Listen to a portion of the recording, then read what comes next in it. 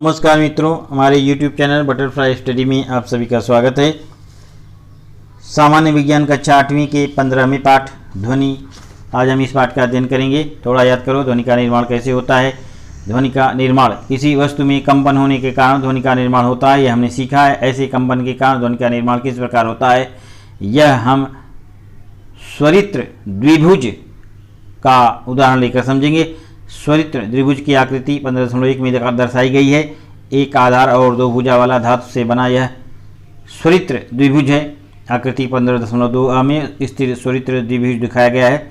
स्वरित्र द्विभुज के आसपास की हवा की स्थिति दर्शाने के लिए ऊर्ध्वाधर रेखाओं का उपयोग किया गया है। यहाँ ऊर्ध्वाधर रेखाओं के बीच अंतर समान है। इसका अर्थ है कि हवा में स्थित गैसों के अणु एक दूसरे के लगभग समान अंतर पर हैं। अतः इस हवा का औसतन दाब A, B और C इन तीनों स्थान पर समान है। आधार की सहायता से स्वरित्र द्विभुज द्वारा कठोर रबड़ के टुकड़े पर आघात करने पर भुजाएं कंपित होने लगती हैं, अर्थात उसकी आगे पीछे ऐसी आवर्ती हलचल शुरू होती है। इस हलचल के कारण क्या होता है, अब हम क्रमशः देखेंगे। कंपित होते समय आकृति 15.2 में दर्शाए अनुसार स्वरित्र द्विभुज की भुजाएं एक दूसरे से दूर जाने पर भुजाओं के संपर्क वाली बाहरी हवा संपीड़ित होती है और वहां की हवा का दाब बढ़ जाता है। आकृति में हवा के भाग ए के स्थान पर उच्च दाब स्थिति का निर्माण होता है। उच्च दाब और उच्च घनत्व के इस भाग को संपीड़न कहते हैं। कंपन की अगली स्थिति में स्वरित्र द्विभुज की भुजाएं एक दूसरे के नजदीक आने पर आकृति 15.2 का में दर्शाए अनुसार भुजाओं के संपर्क वाली बाहरी हवा विरल होती है और वहाँ भाग ए में हवा का दाब कम हो जाता है। कम दाब और कम घनत्व के इस भाग को विरलन कहते हैं। परंतु इसी समय पहले की संपीड़न स्थिति की हवा के अणुओं ने आकृति 15.2 भाग ए अपनी ऊर्जा अगले भाग के अणुओं भाग बी को देने के कारण वहाँ की हवा संपीड़न स्थिति में जाती है। देखो आकृति 15.2 का भाग बी। भुजाओं की इस प्रकार लगातार अति वेग से होने वाली आवर्ती हलचल के कारण हवा में संपीड़न और विलयन इसकी मालिका का निर्माण होता है और स्वरित्र द्विभुज से दूर तक फैलती जाती है। इसे ही ध्वनि तरंग कहते हैं।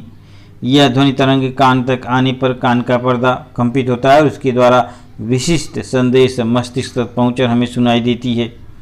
हवा में ध्वनि तरंग का निर्माण होने पर हवा आगे आगे जाती है या हवा के अणु अपनी ही जगह पर आगे पीछे होकर केवल संपीड़न व विरलन स्थिति का निर्माण आगे की हवा में होता जाता है। ऐसा क्यों होता है। ध्वनि का संचरण और माध्यम कक्षा 6 में हमने सीखा है कि हवा पानी या किसी ठोस में से होकर ध्वनि तरंगों के रूप में संचरित होकर हमारे कानों तक पहुंचती हैं। लेकिन ध्वनि का स्रोत और अपना कान, इनके बीच यदि ऐसा माध्यम न हो तो क्या होगा। ध्वनि का निर्माण करने के लिए, संचरण करने के लिए हवा जैसे ही माध्यम की आवश्यकता है। यह प्रयोग द्वारा सिद्ध किया जा सकता है। प्रयोग की रचना आकृति 15.3 में दर्शाई गई है। इस रचना में कांच की एक हंडी बेल जार समतल पृष्ठभाग पर रखी है। एक नली की सहायता से यह हंडी एक निर्वात पंप जुड़ी है। निर्वात पंप की सहायता से हम हंडी की हवा बाहर निकाल सकते हैं। आकृति में दर्शाए अनुसार हंडी में एक विद्युत घंटी होकर उसका संयोजन हंडी के ढक्कन द्वारा किया गया है। प्रयोग के अनुसार प्रयोग की शुरुआत में निर्वात पंप बंद होने पर कांच की हंडी हवा में होगी। इस समय विद्युत घंटी की कुंजी दबाने पर उसकी आवाज़ हंडी के बाहर सुनाई देगी। अब निर्वात पंप शुरू करने पर हंडी की हवा की मात्रा कम होती जाएगी। हवा की मात्रा जैसे जैसे कम होगी, विद्युत घंटी की आवाज़ की तीव्रता भी कम होती जाएगी। निर्वात पंप बहुत समय तक शुरू रखने पर हंडी की हवा बहुत ही कम हो जाएगी। उस समय विद्युत घंटी की ध्वनि अत्यंत धीमी सुनाई देती है। इस प्रयोग से यह सिद्ध होता है कि ध्वनि के निर्माण के लिए और संचरण के लिए माध्यम की आवश्यकता होती है। यदि हम हंडी की हवा पूर्णतः बाहर निकाल सके तो क्या विद्युत घंटी की ध्वनि सुनाई देगी। इसे सदैव ध्यान में रखो। चंद्रमा पर गए दो अंतरिक्ष यात्री एक दूसरे के बिल्कुल समीप खड़े होकर बोले तो भी उन्हें एक दूसरे की बातें सुनाई नहीं देंगी। चंद्रमा पर हवा नहीं है। ध्वनि संचरण के लिए आवश्यक माध्यम दो अंतरिक्ष यात्रियों के बीच न होने के कारण उनके बीच माध्यम द्वारा होने वाला ध्वनि संचरण नहीं हो सकता। अतः वे अंतरिक्ष यात्री भ्रमण ध्वनि जैसे तंत्र ज्ञान का उपयोग कर एक दूसरे से संवाद करते हैं। भ्रमण ध्वनि में उपयोग में आने वाली विशिष्ट तरंगों के संचरण के लिए किसी भी माध्यम की आवश्यकता नहीं होती। ध्वनि तरंगों की आवृत्ति आकृति 15.2 में स्वरित्र द्विभुज की कंपायमान होने से हवा में संपीड़न तथा विरलन का निर्माण कैसे होता है, यह हमने देखा। अत्यंत सूक्ष्म पद्धति से देखने पर हवा की घनत्व और दाब में परिवर्तन निम्न आकृति 15.4 में दर्शाए अनुसार होगा। किसी भी वस्तु के कंपायमान होने पर हवा में इसी प्रकार की ध्वनियों का निर्माण होता है। आकृति 15.4 में दर्शाए अनुसार विरलन और संपीड़न मिलकर एक चक्र होता है। 1 सेकंड में स्वरित्र द्विभुज की भुजाएं कितनी बार आगे पीछे होंगी, उतने चक्र 1 सेकंड में हवा ये तैयार होंगी। 1 सेकंड में हवा या अन्य माध्यम में निर्माण होने वाले कुल चक्रों की संख्या अर्थात उस ध्वनि तरंग की आवृत्ति होती है। आवृत्ति को हर्ट्ज इस इकाई में नापते हैं। यदि 1 सेकंड में एक कंपन हुआ तो उस कंपन की आवृत्ति 1 हर्ट्ज होती है। उदाहरणार्थ आकृति में दर्शाए अनुसार स्वरित्र द्विभुज में 1 सेकंड में 512 कंपन होते हैं। इस त्वरित स्वरित्र त्रिभुज के कंपन के कारण 1 सेकंड को में 512 चक्रों का निर्माण होगा, जिससे निर्माण होने वाली ध्वनि की आवृत्ति 512 हर्ट्ज होगी। कोई स्वरित्र द्विभुज कितनी आवृत्ति से कंपन होगा यह उसकी भुजाओं के आकार, लंबाई, मोटाई और वह स्वरित्र द्विभुज किस पदार्थ से बना है इस पर निर्भर होता है। कांच के 6-7 गिलास लो, इन्हें एक कतार में रखकर उन्हें क्रमशः बढ़ते हुए स्तर तक पानी भरो। एक पेंसिल लेकर उन पर क्रम से आघात करो। प्रत्येक गिलास से निर्माण होने वाली ध्वनि अलग अलग होगी। ऐसा क्यों? प्रत्येक गिलास पर आघात करने पर उसमें स्थित हवा के स्तंभों में तरंगों का निर्माण होता है। हवा के स्तंभ की ऊंचाई के अनुसार इन तरंगों की आवृत्ति बदलती है। प्रत्येक गिलास में पानी का स्तर अलग अलग होने के कारण उसमें स्थित हवा के स्तंभ की ऊंचाई भी लगभग अलग अलग होती है। अतः वह गिलास कंपायमान होने पर निर्माण होने वाली ध्वनि की आवृत्ति विशिष्ट होती है। इसलिए उसके द्वारा निर्माण होने वाली ध्वनि भी अलग अलग होती है। ध्वनि की आवृत्ति नापने वाले ऐप भ्रमण ध्वनि पर उपलब्ध हो सकते हैं। अपने शिक्षकों की सहायता से उसका उपयोग कर अलग अलग गिलास से निकलने वाली ध्वनि की आवृत्ति सकते हैं। अपने शिक्षकों की सहायता से उसका उपयोग कर अलग अलग गिलासों से निकलने वाली ध्वनि की आवृत्ति नापो। गिलास में स्थित हवा के स्तंभ की ऊंचाई और ध्वनि की आवृत्ति, इसमें कुछ संबंध दिखाई देता है क्या? यह हुआ तुम्हारा सरल जल तरंग वाद्य। भिन्न भिन्न आकार के स्टील के बर्तन लेकर वह भी प्रयोग कर सकते हैं क्या?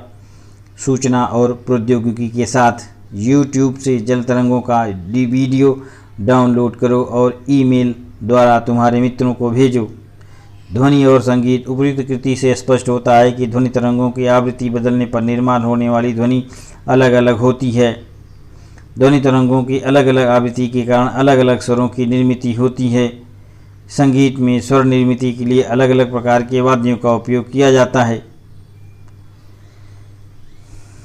जिसमें सितार, वायलिन, गिटार जैसे तंतुवाद्य यंत्र का उसी प्रकार से बांसुरी, शहनाई जैसे फूंकवाद्य यंत्रों का उपयोग किया जाता है। गले से भी अलग अलग प्रकार के स्वरों का निर्माण किया जाता है। तंतुवाद्य से उपयोग में लाए गए तार का तनाव कम ज़्यादा करके उसी प्रकार के तार के कंपित होने वाले भाग की लंबाई उंगली से कम ज़्यादा करके कंपन की आवृत्ति परिवर्तित कर सकते हैं। इस कारण भिन्न भिन्न स्वरों का निर्माण होता है। बांसुरी जैसे फूंकवाद्य में उंगलियों से बांसुरी पर बने छिद्रों को दबाकर या खोलकर बांसुरी में कंपायमान होने वाले हवा के स्तंभ की लंबाई कम ज़्यादा की जाती है, जिससे कंपन की आवृत्ति में परिवर्तन होकर विभिन्न स्वरों की निर्मित होती है। इसी प्रकार बांसुरी वादन के लिए उपयोग में लाई गई फूंक बदलकर भी भिन्न भिन्न स्वरों का निर्माण करते हैं। स्वर क्या तुम जानते हो? मध्यम सप्तक के सा रे ग म प ध नि इन सप्त सुरों की आवृत्ति क्या है? नीचे दी गई तालिका में यह जानकारी दी गई। सा 256, रे 280, ग 312, म 346, प 384, ध 426 और नी 480। विविध वाद्य यंत्रों को पहचानो और ध्वनि निर्मिति पर चर्चा करो। अलग अलग स्वरों की निर्मिति वाले ऐप भ्रमण ध्वनि पर उपलब्ध हो सकते हैं। अपने शिक्षकों की सहायता से उसका उपयोग कर अलग अलग स्वरों की निर्मिति करो। मानो निर्मित ध्वनि थोड़ा जोर से बोलो या गाना गाओ या मधुमक्खी की तरह गुंजन करो और अपने हाथ की अंगुलियों पर रखो। तुम्हें कुछ कंपन महसूस होते हैं क्या?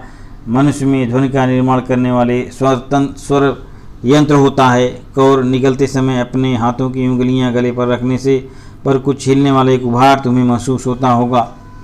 यही स्वर यंत्र है। आकृति 15.5 में दर्शाए अनुसार यह श्वसन नलिका के ऊपरी भाग में होता है, परंतु उसमें 2 स्वर तंतु होते हैं। इन स्वर तंतुओं के बीच की जगह से हवा श्वसन नलिका में जा सकती है। फेफड़ों की हवा जब इस जगह से जाती है तब स्वर तंतु कंपित होते हैं व ध्वनि की निर्मिति होती है। स्वर तंतुओं से जुड़ी हुई मांसपेशियां इन तंतुओं के दबाव को कम अधिक कर सकती हैं। स्वर तंतुओं का तनाव अलग अलग होने पर निर्माण होने वाली ध्वनि भी अलग होती है। साइकिल के निरुपयोगी यूट्यूब से रबड़ के 2 समान आकार वाले टुकड़े काटो। दोनों टुकड़े एक दूसरे के ऊपर रखकर उसके दोनों सिरे विपरीत दिशा में तानो। उसमें स्थित जगह में फूंक मारो। तने हुए रबड़ के टुकड़ों में से हवा बहने लगती ही ध्वनि का निर्माण होता है। मानवीय स्वर यंत्र का कार्य इसी प्रकार से चलता है। पुरुषों के स्वर तंतु लगभग 20 मिलीमीटर लंबे होते हैं। स्त्रियों की लंबाई 15 मिलीमीटर होती है। छोटे बच्चों में तो और भी कम होती है। इसलिए पुरुष, स्त्री और छोटे बच्चे इनकी आवाज़ अलग अलग स्तर का होता है। कुत्ते के भौंकने की भौं भौं आवाज़, बिजली की म्याऊं म्याऊं ऐसी आवाज़ निकालो, परंतु ये आवाज़ निकालते समय स्वर तंतु पर पड़ने वाले तनाव पर भी ध्यान दो।